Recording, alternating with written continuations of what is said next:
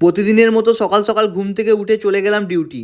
রেস্টুরেন্টে এসে ফার্স্টে করে নিলাম পাঞ্চিং, হালকা করে ব্রেকফাস্ট লাঞ্চ করে চলে গেলাম পিডিআরে। পার্টির সেট আপ করছিলাম, তাই সব চেয়ারগুলো বের করে দিলাম। এরপর লেগে পড়লাম বুফে সেট আপ করতে।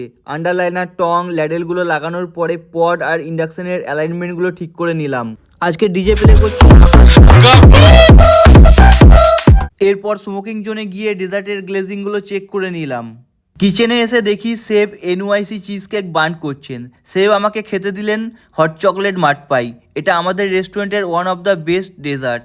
এরপরই শুরু হয়ে গেল আমাদের নতুন ককটেলের ট্রায়াল আর টেস্টিং। বাবুদা একটা একটা করে নতুন ককটেলগুলো বানাচ্ছিল আর আমরা সেগুলোর রিভিউ দিচ্ছিলাম।